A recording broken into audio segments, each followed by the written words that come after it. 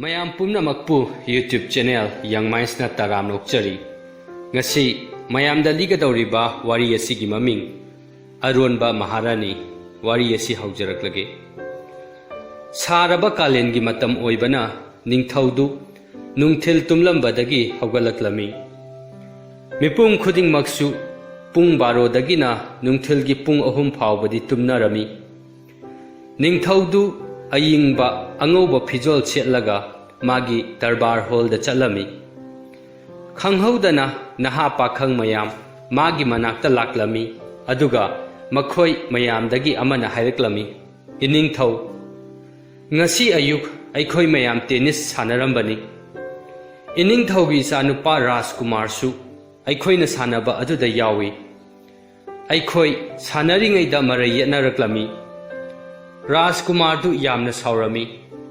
ꯃꯥꯅ ꯃꯥꯒ ꯁꯥꯟꯅꯔꯤꯕ ꯂꯝꯕꯥ ꯑꯗꯨꯗ ꯑꯊꯤꯕ ꯏꯀꯥꯏꯅꯤꯡꯉꯥꯏ ꯑꯣꯏꯕ ꯋꯥꯍꯩ ꯃꯌꯥꯝ ꯉꯥꯡꯂꯛꯂꯝꯃꯤ꯫ ꯃꯗꯨꯗ ꯃꯥꯒꯤ ꯂꯝꯕꯥ ꯑꯗꯨꯅ ꯃꯥꯒꯤ ꯃꯃꯥꯏꯗ ꯀꯤꯟꯅ ꯊꯤꯜꯂꯝꯃꯤ꯫ ꯃꯗꯨꯗ ꯔꯥꯖꯀꯨꯃꯥꯔꯒꯤ ꯃꯌꯥ ꯑꯃꯗꯤ ꯅꯥꯇꯣꯟꯗꯒꯤ ꯏ ꯊꯣꯔꯛꯂꯝꯃꯤ꯫ ꯃꯗꯨ ꯎꯕꯗ ꯑꯩꯈꯣꯏ ꯌꯥꯝꯅ ꯀꯤꯔꯝꯃꯤ ꯑꯃꯗꯤ ꯄꯥꯈꯠꯂꯝꯃꯤ꯫ ꯇꯥꯟꯖꯥꯗꯨꯗ ꯔꯥꯖꯀꯨꯃꯥꯔꯒ ꯂꯝꯕꯥ ꯄꯥꯔꯤꯕ ꯅꯨꯄꯥ ꯑꯗꯨꯒꯤ ꯃꯄꯨꯕꯣꯛꯇꯨ ꯂꯥꯛꯂꯝꯗ꯭ꯔꯕꯗꯤ ꯑꯩꯈꯣꯏꯅ ꯃꯥꯕꯨ ꯔꯥꯖꯀꯨꯃꯥꯔꯗ ꯈꯨꯠ ꯊꯥꯕꯒꯤ ꯍꯥꯠꯇꯣꯛꯂꯝꯂꯒꯗꯕꯅꯤ꯫ ꯃꯥꯒꯤ ꯃꯄꯨꯕꯣꯛꯇꯨꯅ ꯍꯤꯔꯝ ꯑꯁꯤ ꯅꯤꯡꯊꯧꯗ ꯇꯝꯂꯨꯅꯕ ꯍꯥꯏꯕꯒꯤ ꯂꯥꯛꯂꯤꯕꯅꯤ꯫ ꯅꯤꯡꯊꯧꯗꯨꯅ ꯋꯥꯔꯤꯗꯨ ꯃꯨꯟꯅ ꯇꯥꯔꯝꯃꯤ꯫ ꯋꯥꯔꯤꯗꯨ ꯂꯣꯏꯕꯒ ꯃꯥꯅ ꯍꯥꯏꯔꯛꯂꯝꯃꯤ, "ꯑꯩꯒꯤ ꯏꯆꯥꯅꯨꯄꯥꯗꯨꯕꯨ ꯃꯈꯨꯠꯀ ꯄꯥꯟꯗꯕꯖꯥꯠꯂꯣ? ꯃꯥꯒꯤ ꯃꯈꯨꯠꯇꯣ ꯀꯔꯤꯒꯤ ꯁꯤꯖꯤꯟꯅꯗ꯭ꯔꯤꯕꯖꯥꯠꯅꯣ?" ꯅꯤꯡꯊꯧꯗꯨꯗ ꯃꯈꯥ ꯇꯥꯅ ꯄꯥꯎ ꯇꯝꯂꯝꯃꯤ, "ꯏꯅꯤꯡꯊꯧ, ꯃꯥꯒꯤꯁꯨ ꯃꯈꯨꯠ ꯄꯥꯜꯂꯤ꯫ ꯃꯥꯒꯤ ꯄꯦꯇꯤꯗꯁꯨ ꯊꯥꯡ ꯃꯆꯥ ꯑꯃ ꯑꯗꯨꯝ ꯌꯦꯞꯂꯤꯕꯅꯤ꯫ ꯑꯗꯨꯕꯨ ꯃꯃꯥꯏꯗꯒꯤ ꯏ ꯆꯦꯟꯊꯔꯛꯄ ꯎꯕꯗꯨꯗ ꯀꯥꯆꯤꯟ ꯑꯃꯗ ꯆꯪꯈ꯭ꯔꯒ ꯃꯍꯥꯛ ꯀꯞꯇꯨꯅ ꯂꯩꯈ꯭ꯔꯦ꯫ ꯃꯗꯨꯗ ꯑꯩꯈꯣꯏꯗꯤ ꯉꯛꯄꯅ ꯈꯝ ꯊꯦꯡꯈ꯭ꯔꯦ." ꯃꯗꯨ ꯇꯥꯕꯗ ꯅꯤꯡꯊꯧꯗꯨ ꯊꯣꯡꯅꯥꯎ ꯃꯅꯥꯛꯇ ꯆꯠꯈꯤꯔꯝꯃꯤ꯫ ꯑꯗꯨꯒ ꯃꯅꯤꯡꯗꯨ ꯅꯍꯥꯁꯤꯡ ꯑꯗꯨꯗ ꯑꯣꯟꯁꯤꯜꯂꯒ ꯉꯥꯏꯍꯥꯛ ꯇꯨꯃꯤꯟꯅ ꯂꯩꯔꯝꯃꯤ꯫ ꯑꯗꯨꯗꯒꯤ ꯅꯤꯡꯊꯧꯗꯨꯅ ꯁꯥꯎꯅ ꯂꯥꯛꯂꯒ ꯍꯥꯏꯔꯛꯂꯝꯃꯤ, "ꯅꯈꯣꯏꯅ ꯑꯩꯒꯤ ꯏꯆꯥꯗꯨ ꯁꯤꯈ꯭ꯔꯦ ꯍꯥꯏꯅ ꯄꯥꯎ ꯇꯝꯂꯝꯕꯅ ꯍꯦꯟꯅ ꯐꯩ꯫ ꯃꯍꯥꯛꯇꯤ ꯑꯩꯒꯤ ꯑꯃꯠꯇ ꯄꯣꯛꯆꯕ ꯏꯆꯥꯅꯤ꯫ ꯑꯗꯨꯒ ꯃꯥꯅ ꯑꯗꯨꯛ ꯊꯤꯅ ꯁꯣꯛꯂꯕ ꯐꯥꯎꯕ ꯂꯃꯟ ꯈꯨꯝꯗꯅ ꯂꯩꯔꯤꯕ ꯏꯆꯥꯅꯨꯄꯥꯕꯨ ꯐꯨꯔꯛꯄ ꯅꯨꯄꯥꯗꯨ ꯁꯤꯗ ꯄꯨꯔꯛꯎ꯫ ꯃꯍꯥꯛꯅ ꯃꯥꯕꯨ ꯀꯟꯕꯤꯅꯕ ꯍꯥꯏꯖꯔꯛꯀꯅꯤ꯫ ꯑꯗꯨꯕꯨ ꯑꯩꯒꯤ ꯅꯤꯡꯊꯧ ꯈꯨꯕꯝ ꯁꯤꯟꯅꯒꯗꯕ ꯏꯆꯥꯅꯨꯄꯥꯕꯨ ꯏꯀꯥꯏꯕ ꯄꯤꯕ ꯃꯤꯌꯥꯝ ꯃꯃꯥꯡꯗ ꯐꯨꯔꯛꯄꯒꯤ ꯃꯍꯥꯛ ꯁꯤꯕꯗꯒꯤꯗꯤ ꯅꯥꯟꯊꯣꯛꯄ ꯉꯝꯂꯣꯏ." ꯔꯥꯖꯀꯨꯃꯥꯔ ꯑꯗꯨꯕꯨ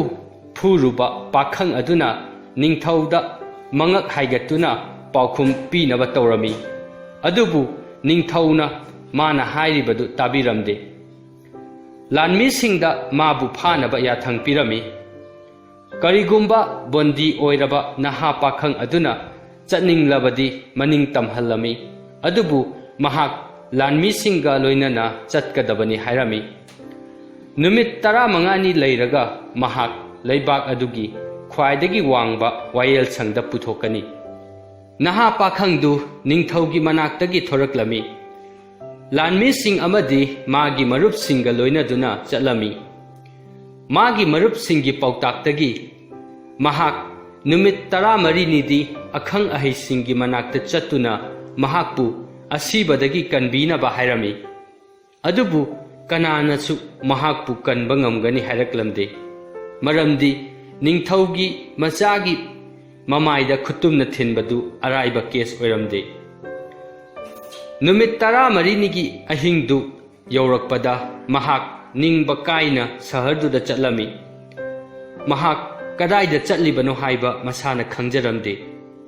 ꯃꯍꯥꯛꯀꯤ ꯃꯥꯏꯊꯣꯡꯗꯨꯁꯨ ꯑꯋꯥꯕ ꯅꯨꯡꯉꯥꯏꯇꯕꯅ ꯄꯤꯛ ꯊꯜꯂꯝꯃꯤ꯫ ꯃꯔꯝ ꯑꯗꯨꯅ ꯃꯥꯒ ꯆꯠꯃꯤꯟꯅꯔꯤꯕꯁꯤꯡ ꯑꯗꯨꯅ ꯃꯉꯣꯟꯗ ꯀꯔꯤꯁꯨ ꯍꯥꯏꯕ ꯉꯝꯂꯝꯗꯦ꯫ ꯑꯋꯥꯕ ꯃꯥꯏꯊꯣꯡꯗꯨꯒ ꯄꯨꯡ ꯈꯔ ꯆꯠꯂꯕ ꯃꯇꯨꯡꯗ ꯂꯝꯕꯣꯏꯕꯁꯤꯡꯒꯤ ꯂꯩꯐꯝꯒꯤ ꯒꯦꯠ ꯑꯗꯨ ꯌꯧꯔꯛꯄꯗ ꯀꯥꯆꯤꯟ ꯑꯃꯗꯒꯤ ꯈꯪꯍꯧꯗꯅ ꯍꯅꯨꯕꯤ ꯑꯃ ꯃꯥꯒꯤ ꯃꯃꯥꯡꯗ ꯊꯣꯔꯛꯂꯝꯃꯤ꯫ ꯍꯅꯨꯕꯤꯗꯨ ꯃꯈ꯭ꯋꯥꯡꯗꯨ ꯌꯥꯝꯅ ꯀꯣꯜꯂꯦ꯫ ꯃꯍꯥꯛꯀꯤ ꯎꯟꯁꯥꯒꯤ ꯑꯈꯨꯏꯕꯗꯨ ꯌꯦꯡꯂꯨꯔꯕꯗꯤ mahak sahi marifu taramuki ahandi oiramgani adubu magi mamittudi nupi macha amagi mamit kamanarami mamittu langlami hanubi aduna hairaklami he nupa nahangna thengnariba khudong thibadu ai khangi nangna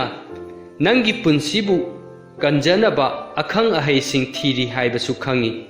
adubu kanana su kanba ngamloi ai nattana aina haiba nangna ingani haina wasaklabadi aina nangbu kanba gamgani wahai singdu tabada bandi oiriba naha pakhangdu makoktagi awaba potlumdu thangthabaga manarami pakhang aduna khumlaklami aibu kanbiyu ai nangna taw haiba pumnamak tawge ai sangsar si thadoktuna amamba lambi da chaningde hanubi aduna hairaklami nahak sangsar si thadoktuna chatpagi mathau tade nang aiga luhonggadabani adudagi nahak maning tamlagani naha pakhang aduna khumlaklami nangga luhongba haiba adubu aidi chahi kun phawba sudri aduga nangdi yamdrabada chahi chamadi suramlagani madudi oithoktabani wafamdudi naha pakhang aduna khanthadana haikhibani maduda hanubiduna sauna yenglakpadu mahak nungairamde hanubi aduna hairaklami adudi nangi apambani nangna aina haibadu yadrabanina langja kwakna nangbu chajakhrasanu madu hairaga hanubidu thuna chatkhirami naha pakhang adu sibagi akibadu magi wakhalda khanglak-laklami mahaki hingnabagi amatta ngairaba khudong chabadu mahak masana manghankhre haiba khanglami mahak hingningbanina hanubi adubu kanna chenduna tanarami atenba matamduda hanubi adu tha manganduda hekta uba phanglamde hanubi amanabu aduk yangna chatlamgani haibadi mahak thajaramde hanubidu pairaga chatkhibagi mawongni khallami adubu kona thangdadi mana hanubidu tanabadu phanglami sormapi holaga hanubidu da hairami aina hatu haikiba wahai singdu ngakpiyu ai lale nangna aingonda haibadu ai yarage hanubi aduna hairaklami nahak gyandi lakledana aikhoi matam leitre aigi itung ilau makhoi tuminna yamna yangna purohit amana leiriba yum adugi manakta chatlami purohit adugi mamangda hanubi aduna pakhang adubu mahak magi nupi oigani haina wasakhalami pakhang adusu purohit adugi mamangda hanubi adubu magi nupi oigani haina wasaklami purohit amadi lanmi sing aduda makhoi ani khak ngaihaktang thambinaba haijarami hanubi aduna pakhang aduda kari tawgadabano haibadu taklami mathangi ayukta pakhang adu ningthau amadi achum aran wayeloisingi mamangda puthoklami pakhang aduna hol aduda changlakpada holdu mina pik thana leirami miyamduna bandi oiriba pakhang aduna maithong maka lamna changlakpaduda yamna ngaklami ningthau aduna mangonda hairaklami leibak asigi ningthau oirakadaba Rajkumar asibu mamaida khutumna thillubagi nahaki nasa ngakthokjanaba kari hainingba leiri makoktu nolaga naha pakhang aduna khumlami ikai khumnajariba iningthau phamnaiba sing amadi wayeloi singda aina haijari madudi aigi phangpham thokpa dandidu aingonda pibiyu adubu dandidu pidringaida achum arangi wayendu tawdringaida aigi wari sibudi loidri phawba lihanbiyu iningthau nahangna maharani ga luhonglaba matung sahi mari churaba phawba nacha leiramde maduna nangi thawai yamna nungai halamde maharani su nahaki awabadu urami nahangna ꯃꯍꯥꯔꯥꯅꯤꯒꯤ ꯅꯨꯡꯁꯤꯕꯗꯨ ꯇꯥꯝꯁꯤꯜꯂꯛꯂꯝꯃꯤ꯫ ꯃꯍꯥꯛꯅ ꯑꯋꯥꯕ ꯑꯗꯨꯕꯨ ꯀꯔꯝꯅ ꯂꯣꯏꯁꯤꯟꯁꯤꯒꯦ ꯍꯥꯏꯅ ꯑꯍꯤꯡ ꯅꯨꯡꯊꯤꯜ ꯈꯟꯗꯨꯅ ꯂꯩꯔꯝꯃꯤ꯫ ꯅꯍꯥꯛꯅ ꯂꯥꯟ ꯆꯠꯈ꯭ꯔꯤꯉꯩꯗ ꯃꯍꯥꯔꯥꯅꯤ ꯑꯗꯨꯅ ꯅꯪꯒꯤ ꯑꯋꯥꯕꯗꯨ ꯀꯣꯛꯍꯜꯂꯒꯦ ꯈꯜꯂꯝꯃꯤ꯫ ꯃꯍꯥꯛꯅ ꯂꯥꯏꯔꯕ ꯅꯨꯄꯥ ꯑꯃꯒꯤ ꯃꯆꯥꯅꯨꯄꯥ ꯑꯃꯕꯨ ꯌꯣꯛꯈꯤ, ꯑꯗꯨꯒ ꯅꯉꯣꯟꯗ ꯅꯆꯥꯅꯨꯄꯥ ꯑꯃ ꯐꯪꯖꯔꯦ ꯍꯥꯏꯅ ꯄꯥꯎ ꯊꯥꯍꯟꯈꯤ꯫ ꯃꯗꯨ ꯄꯨꯔꯣꯍꯤꯠ ꯑꯃ ꯅꯠꯇꯅ ꯀꯅꯥꯅꯁꯨ ꯈꯪꯗꯦ꯫ ꯍꯞꯇꯥ ꯈꯔ ꯂꯩꯔꯒ ꯃꯍꯥꯔꯥꯅꯤꯗꯨ ꯌꯥꯝꯅ ꯀꯟꯅ ꯅꯥꯔꯛꯇꯨꯅ ꯁꯤꯈꯤꯔꯝꯃꯤ꯫ ꯑꯉꯥꯡ ꯑꯗꯨ ꯔꯥꯖꯀꯨꯃꯥꯔ ꯑꯣꯏꯅ ꯊꯝꯕꯤꯔꯝꯃꯤ꯫ ꯏꯅꯤꯡꯊꯧꯅ ꯑꯌꯥꯕ ꯄꯤꯔꯕꯗꯤ ꯑꯩ ꯏꯁꯥꯅ ꯏꯁꯥꯒꯤ ꯃꯔꯝꯗ ꯈꯔ ꯍꯥꯏꯖꯒꯦ꯫ ꯅꯤꯡꯊꯧꯗꯨꯅ ꯍꯥꯏꯔꯛꯂꯝꯃꯤ, ꯅꯍꯥꯛꯅ ꯍꯥꯏꯔꯤꯕꯁꯤꯡ ꯑꯗꯨ ꯑꯩꯉꯣꯟꯗꯗꯤ ꯑꯉꯛꯄ ꯑꯃ ꯑꯣꯏꯔꯤ꯫ ꯃꯈꯥ ꯇꯥꯕ ꯋꯥꯔꯤ ꯂꯤꯌꯨ꯫ ꯅꯍꯥ ꯄꯥꯈꯪ ꯑꯗꯨꯅ ꯃꯈꯥ ꯇꯥꯔꯝꯃꯤ, ꯅꯣꯡꯃ ꯃꯍꯥꯔꯥꯅꯤꯗꯨ ꯁꯤꯈ꯭ꯔꯕ ꯃꯇꯨꯡꯗ ꯏꯅꯤꯡꯊꯧ ꯁꯥ ꯇꯥꯟꯕ ꯆꯠꯂꯝꯃꯤ꯫ ꯁꯖꯤ ꯑꯃ ꯇꯥꯟꯅꯕꯗ ꯏꯅꯤꯡꯊꯧ ꯂꯥꯛꯃꯤꯟꯅꯕ ꯃꯅꯥꯏꯁꯤꯡꯗꯒꯤ ꯇꯣꯈꯥꯏꯅ ꯇꯥꯈꯤ꯫ ꯏꯅꯤꯡꯊꯧꯅ ꯈꯪꯗꯕ ꯂꯩꯕꯥꯛ ꯑꯃꯗ ꯌꯧꯔꯝꯃꯤ꯫ ꯏꯅꯤꯡꯊꯧꯅ ꯁꯦꯝ ꯄꯥꯝꯕꯤꯁꯤꯡꯅ ꯑꯉꯧꯕ ꯃꯄꯥꯜ ꯁꯥꯠꯇꯨꯅ ꯂꯩꯔꯝꯕ ꯊꯦꯡꯅꯔꯝꯃꯤ꯫ ꯀꯥꯆꯤꯜ ꯑꯃꯗ ꯕꯣꯜ ꯂꯪꯗꯨꯅ ꯁꯥꯟꯅꯔꯤꯕꯤ ꯅꯨꯄꯤ ꯑꯃꯒꯤ ꯃꯅꯥꯛꯇ ꯆꯪꯗꯨꯅ ꯏꯅꯤꯡꯊꯧꯅ ꯅꯨꯄꯤꯗꯨꯗ ꯂꯝꯕꯤꯗꯨ ꯍꯪꯈꯤ꯫ ꯅꯨꯄꯤꯗꯨꯅ ꯄꯥꯎꯈꯨꯝ ꯄꯤꯔꯛꯅꯕ ꯃꯃꯥꯏ ꯂꯩꯊꯣꯔꯛꯄꯗ ꯏꯅꯤꯡꯊꯧ ꯅꯨꯄꯤꯗꯨꯒꯤ ꯐꯖꯕꯗꯨꯗ ꯉꯥꯎꯈꯤ꯫ ꯏꯅꯤꯡꯊꯧ ꯄꯨꯝꯅꯃꯛ ꯀꯥꯎꯈꯤ꯫ ꯏꯅꯤꯡꯊꯧ ꯍꯟꯖꯤꯟ ꯍꯟꯖꯤꯟ ꯅꯨꯄꯤꯗꯨꯒꯤ ꯃꯅꯥꯛꯇ ꯁꯒꯣꯜ ꯇꯣꯡꯗꯨꯅ ꯂꯥꯛꯈꯤ꯫ ꯅꯨꯄꯤꯗꯨꯒ ꯂꯨꯍꯣꯡꯅꯕ ꯇꯛꯁꯤꯟꯈꯤ꯫ ꯅꯨꯄꯤꯗꯨꯗꯤ ꯅꯍꯥꯛꯄꯨ ꯂꯥꯏꯔꯕ ꯊꯧꯅꯥ ꯐꯕ ꯅꯨꯄꯥꯅꯤ ꯈꯟꯈꯤ꯫ ꯅꯨꯄꯤꯗꯨꯅꯁꯨ ꯅꯍꯥꯛꯅ ꯍꯥꯏꯕꯗꯨꯗ ꯌꯥꯈꯤ꯫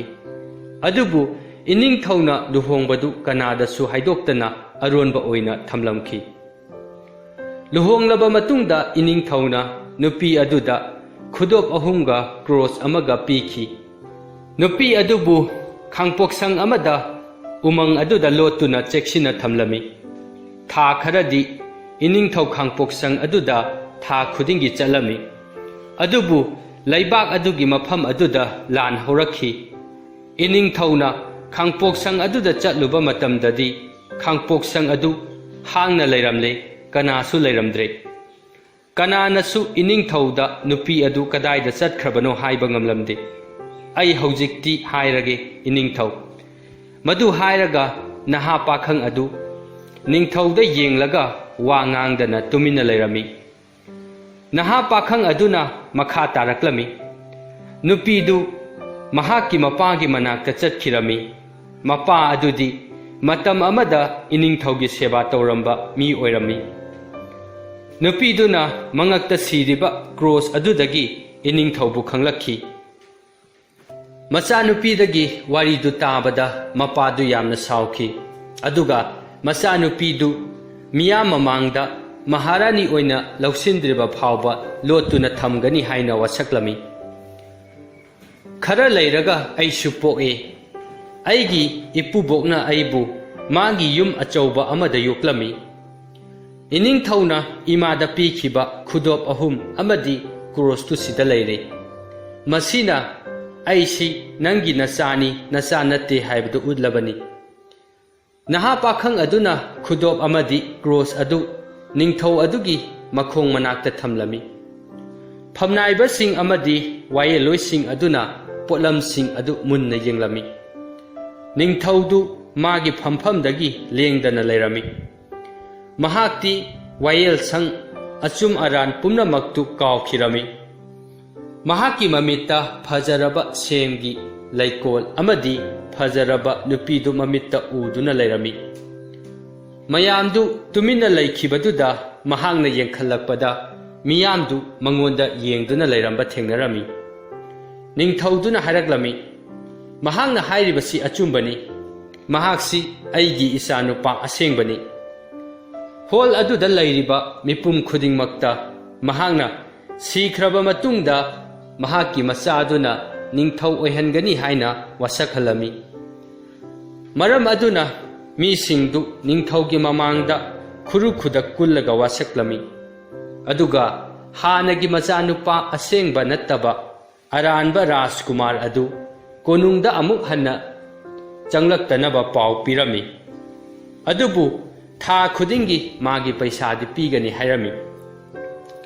कोना थंगददी वायेनबगी मिफमदु लोयरबा मतुंगदा निंगथौदुना नौना फंगबा मचानुपादुदा इंगित पीरगा मागी मतुंग इलक्नबा हैरमी अदुगा का अमदा चलमी निंगथौदुना मचानुपादुदा हैरमी नंगना पुम्नमक्सी करमना खंगलिबनो Hayu मचानुपा अदुना ngarang hanubi amaga thengnakibadu lirami hanubi aduna sanalupadu mamadagi purakpani hairami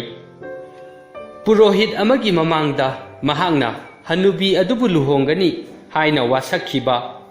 mahangna di chahidu yamna khena manbadagi luhongbadu yaningdaba adu mapa ningthaududa hairami ningthauduna sauna hairaklami nahangna hanubi aduda luhongani wasakhrabako mahangna nangi punsi kanbibadawna wasakhrabani phare nang maga luhonggadabani mafam aduda yalamba chungoi amada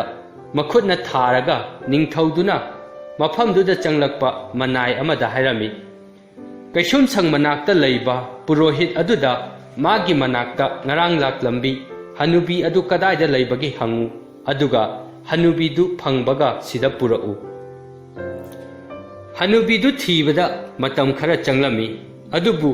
hanubidu thibadi phanglami hanubi aduna konungdu yaurakpada mahakpu konungi mina taramna uklami maramdi mahaktu rajkumar adugi kainya oigadabini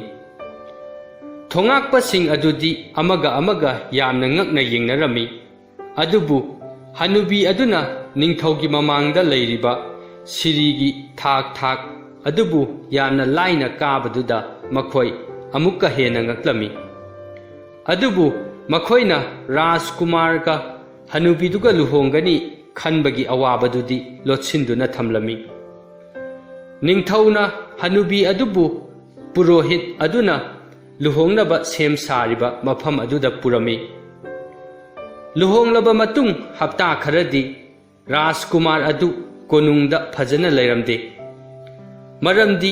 mahaki nupi hanubidu udanaba satanba toina chatlami hanubi adusu magi kada mathanta leirami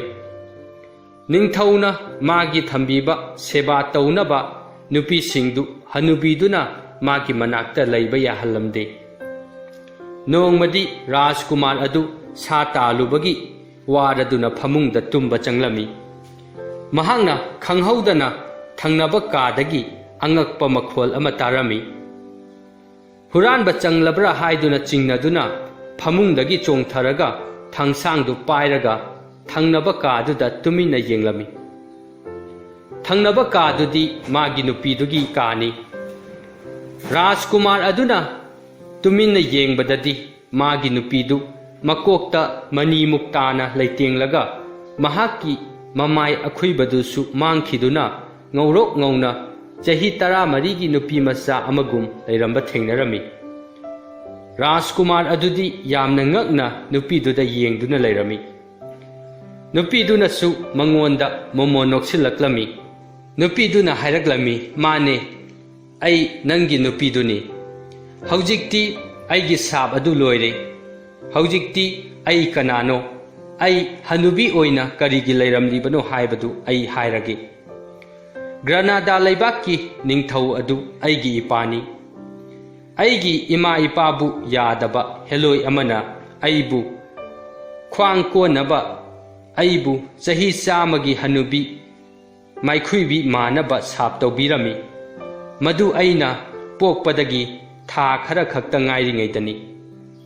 ipa ningthauna aibu konungdudagi puraga chatkinaba seba tawbi nupi amada hairami nupi aduna aibu cheksinna senabibani aikhoi ani sahar asida ipana pirakpa thagi paisa kharaduna leibani aina chahi ahum surakpada ahal oiraba nupa ama aikhoi gi yumda lakhi mahangna aigi seba tawbi nupi aduda mabu ꯌꯨꯝꯗꯨꯗ ꯆꯪꯗꯨꯅ ꯈꯔ ꯄꯣꯊꯥꯍꯟꯕꯤꯌꯨ ꯍꯥꯏꯔꯝꯃꯤ꯫ ꯑꯩꯒꯤ ꯁꯦꯕꯥ ꯇꯧꯕꯤ ꯅꯨꯄꯤ ꯑꯗꯨꯅ ꯑꯍꯜ ꯑꯣꯏꯔꯕ ꯅꯨꯄꯥ ꯑꯗꯨ ꯌꯥꯝꯅ ꯀꯟꯅ ꯅꯥꯔꯦ ꯍꯥꯏꯕ ꯈꯪꯂꯝꯃꯤ꯫ ꯃꯍꯥꯛꯅ ꯅꯨꯄꯥ ꯑꯗꯨꯕꯨ ꯐꯃꯨꯡꯗ ꯍꯤꯞꯍꯜꯂꯝꯃꯤ ꯑꯗꯨꯒ ꯃꯥꯒꯤ ꯁꯦꯕꯥ ꯇꯧꯕꯤꯔꯝꯃꯤ꯫ ꯅꯨꯄꯥ ꯑꯗꯨꯗꯤ ꯅꯣꯡꯃ ꯅꯣꯡꯃꯒꯤ ꯃꯁꯥꯗꯨ ꯀꯜꯂꯛꯂꯝꯃꯤ꯫ ꯃꯍꯥꯛꯀꯤ ꯁꯦꯕꯥ ꯑꯗꯨꯗ ꯄꯦꯜꯂꯗꯨꯅ ꯅꯨꯄꯥ ꯑꯗꯨꯅ ꯃꯉꯣꯟꯗ ꯀꯔꯤ ꯄꯥꯝꯕꯒꯦ ꯍꯥꯏꯌꯨ ꯃꯗꯨ ꯄꯤꯒꯦ ꯍꯥꯏꯔꯝꯃꯤ꯫ ꯅꯨꯄꯥ ꯑꯗꯨꯗꯤ ꯖꯥꯗꯨ ꯍꯩꯕ ꯅꯨꯄꯥ ꯑꯣꯏꯔꯝꯃꯤ꯫ ꯑꯩꯒꯤ ꯁꯦꯕꯥ ꯇꯧꯕꯤ ꯅꯨꯄꯤ ꯑꯗꯨꯅ